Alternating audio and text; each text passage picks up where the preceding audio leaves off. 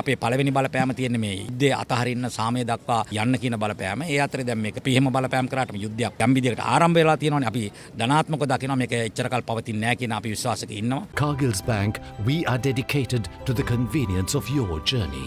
Cargill's Bank, banking on the human spirit. ඊරානි Israel යුද්ධය දැන් බරපතල විදිහට ඇමරිකාවටත් මේකට බෙදියක් තියලා දෙනවා. අපිටත් ලොකු අරබුදයක් ඉස්සරහට එන්න නියමිතයි.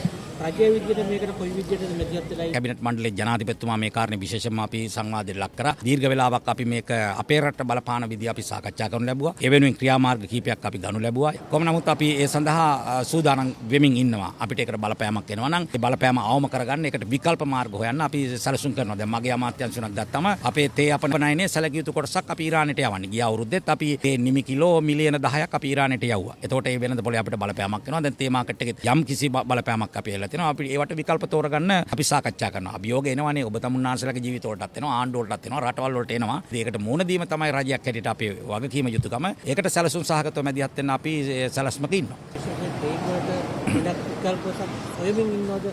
මොකක් හරි යම් ගැටලුවක් තියෙනවා මේ වෙද්දී. දකින්නවා මේ යුද්ධය පවත්වාගෙන යා යුත්තක් හැටියට අපි දකින්නේ නැහැ. මේ වගේ මිනිස්සුගේ ජීවිත නැති වෙනවා, දේපල නැති වෙනවා. ඕකෙම යම් අර්බුදකාරී තත්යකට යනවා. අපේ පළවෙනි බලපෑම තියෙන්නේ මේ යුද්ධය අතහරින්න සාමය දක්වා යන්න කියන බලපෑම. ඒ අතරේ දැන් මේක පිළිම බලපෑම් කරාට යුද්ධයක් යම් විදියකට ආරම්භ වෙලා තියෙනවානේ. අපි ධනාත්මකව දකිනවා මේක එච්චර කල් පවතින්නේ නැහැ කියන අපි විශ්වාසයක ඉන්නවා. යම් තැනකට ආපහු ලෝකේ අපිට මේ රටවල් ගේන්න පුළුවන් කියන අපි විශ්වාසයක ඉන්නවා. ඒකට අදාළ බලපෑම් කරන අතරේ අපේ රටට විය හැකි බලපෑම සම්බන්ධයෙන් යම් තක්සේරුවක් අරන් ඒකට ක්‍රියාමාර්ග ගන්නවා. දැන් ඔබ ඇහුවා වගේ අපේ අමාත්‍යාංශයට අපිට දැන් තේ සම්බන්ධයෙන් අපිට ගැටලුවකට යම් විදියකට දැන් අපි මුහුණ දීලා ඉන්නවා. අපි ඊයේත් යම් සාකච්ඡාවක් කර්මාන්තශාලා හිමියන් අපි ගෙනලා සාකච්ඡා කරා. එතෙන්දිත් අපි සාකච්ඡා. ඉතින් අපි හිතනවා විකල්ප මාර්ග මේකට හොයාගන්න පුළුවන් කියලා අපි හිතනවා. ඉතින් මේ විකල්ප මාර්ග සම්බන්ධයෙන් අපි ඉදිරි තීන්දුවක් ගන්නවා. අපිට තේ කර්මාන්තය වෙන්න පුළුවන්, අනිකුත් දේවල් වෙන්න පුළුවන්. රටේ සාමාන්‍ය ජන ජීවිතය අඩාල වෙන්න දෙන්නේ නැතුව සාමාන්‍ය තත්ත්වයක පවත්වාගෙන යන අදාළ තත්ත්වයකට රට ගේන්න අපි බලනවා. පහුගිය ඉතිහාසයේ පාලකයන්ට ඒවා අසමත් වුණාට අපි අසමත් වෙන්න සූදානමක් නැති රජයක් කියන එක මතක් කරන්න කැමතියි. ජනතාව බලා ගන්නවයි කියන්නේ.